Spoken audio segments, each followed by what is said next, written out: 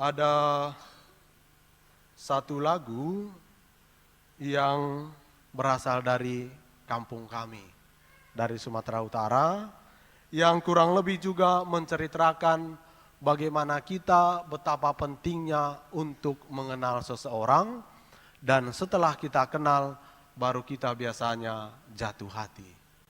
Kalau mungkin ada yang tahu, boleh kita menyanyi sama-sama.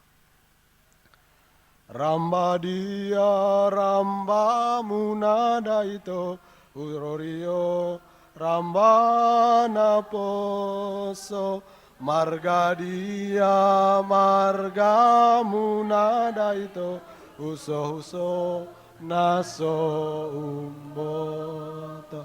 Cukup. Karena kita bukan konser ya, tapi kita ini hanya sebuah, ya kalau mau dikatakan sebuah pancingan, supaya kita juga kemudian tahu apa makna ketika kita mengenal seseorang. Bapak Ibu saudara-saudariku yang terkasih, lagu tadi kurang lebih menceritakan ketika seorang pemuda atau pemudi mau berkenalan. Sehingga akan dikatakan marga dia, marga muna da itu. Artinya marga kamu apa? Kalau biasanya sudah tahu marganya, maka kemudian bisa memutuskan, it is okay, kamu pariban saya. Ataupun kamu bisa saya jadikan pacar, ataupun nanti bisa menjadi istri ataupun suami saya. Itu artinya ketika berkenalan, maka kita kemudian tahu siapa orang yang hendak kita kenal. Kalau tadi di dalam bacaan Injil, Yesus bertanya, kata orang, siapakah putra manusia itu? Menarik mengapa kemudian Yesus bertanya seperti itu, karena Yesus pada saat itu sudah mulai terkenal di kalangan bangsa Yahudi. Dia sudah banyak melakukan hal-hal mukjizat ataupun menyembuhkan orang yang sakit, orang yang kerasukan setan, ataupun Yesus mengajarkan tentang kerajaan Allah kepada orang-orang Yahudi. Maka dia mulai mencoba, apakah orang yang mendengarkan saya ini juga tahu siapa saya? Karena itu kemudian dia bertanya kepada para murid, kata orang, siapakah saya? Yesus mau mencoba apakah orang yang mendengarkan saya itu kemudian mengetahui siapa saja. Karena seperti saya katakan tadi, Yesus sudah mulai terkenal dengan perkataan, dengan perbuatannya. Cara Yesus memperkenalkan diri sedikit berbeda dengan cara kita pada saat ini, yang di mana-mana kalau kita lihat kiri kanan, di mana-mana ada baliho mau menunjukkan saya mau calon ini, calon itu. Tetapi Yesus tidak memasang foto di mana-mana, tetapi dia berbuat mukjizat, dia mengajarkan tentang kerajaan Allah. Maka ketika Petrus menjawab, ada yang mengatakan ya kamu itu Yohanes Pembaptis. Tetapi ada juga yang mengatakan kamu itu Elia, ataupun nabi yang datang kemudian. Mengapa Petrus mengatakan seperti itu? Ya barangkali itu juga yang didengar oleh Petrus dari orang-orang yang mendengarkan ajaran Yesus, sehingga itulah jawaban yang diberikan oleh Petrus. Ternyata jawaban yang disampaikan oleh Yesus tidak memberikan kepuasan hati bagi Yesus, sehingga kemudian dia bertanya, kalau begitu menurut kalian, menurut kamu, siapakah saya? Apa yang dilakukan oleh Petrus?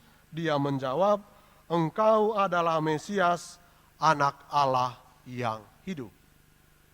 Sangat menarik kemudian ketika saya mendalami bacaan ini, mengapa kemudian sampai Petrus bisa meyakini bahwa engkau adalah Allah, anak Mesias.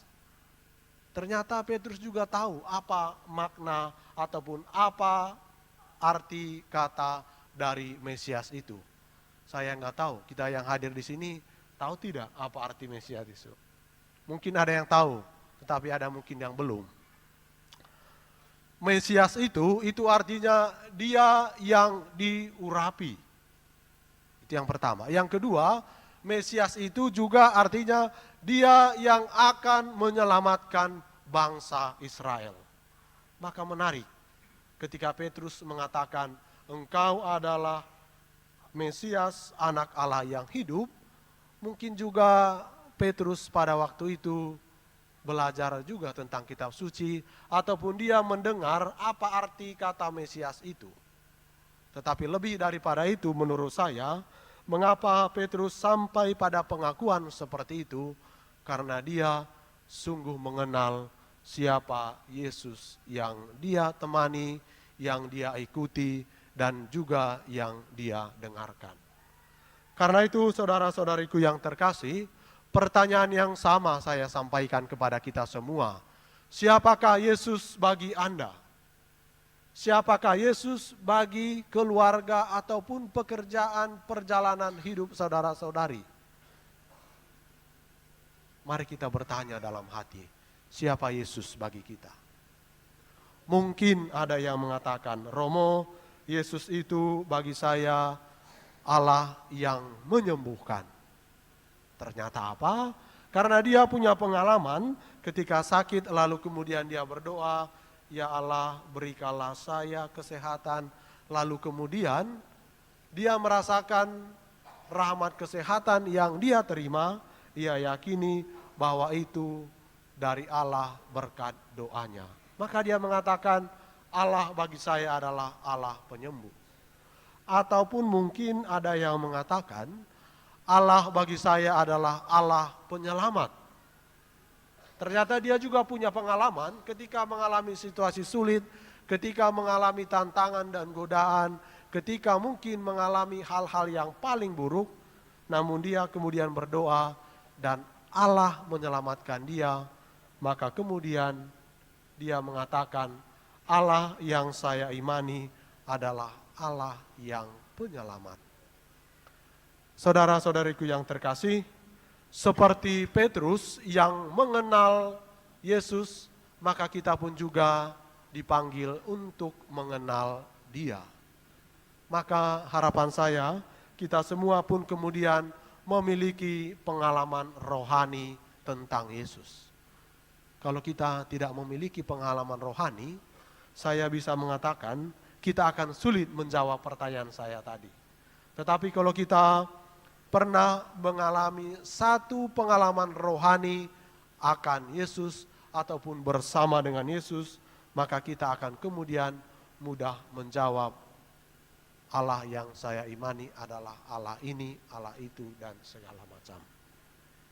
Apa yang boleh kita dapatkan dalam permenungan ini?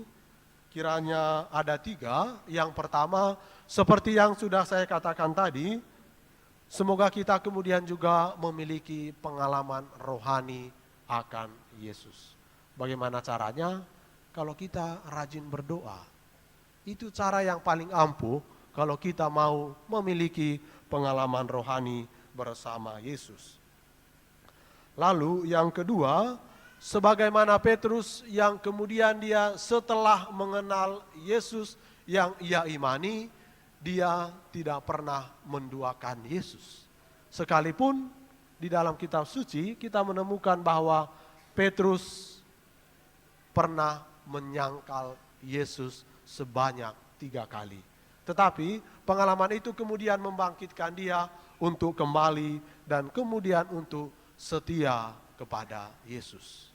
Semoga kita juga yang mengenal Kristus, kita kemudian juga tetap setia mengikutinya, sekalipun mungkin juga tantangan selalu ada. Dan yang ketiga, yang mungkin juga lebih relevan untuk kita, Bapak Ibu, saudara-saudariku yang terkasih secara khusus, Bapak Ibu yang sudah berkeluarga, maka kalian juga senantiasa dipanggil dan juga senantiasa diingatkan supaya semakin mengenal pasangan Anda. Tetapi jangan lagi mungkin ditanya ya, kamu siapa? Mungkin nanti menjadi masalah ya. Kalau mungkin ditanya, kau ini sudah 40 tahun bersama saya, masih bertanya kamu siapa?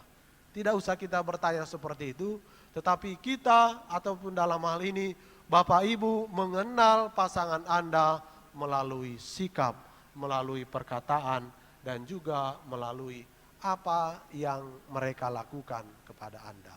Semoga pengenalan kalian dengan pasangan Anda kemudian juga senantiasa mengupayakan kesetiaan untuk berjalan bersama seperti Petrus yang juga senantiasa berjalan bersama Yesus sekalipun dia rela untuk dibunuh. Semoga Tuhan memberkati kita.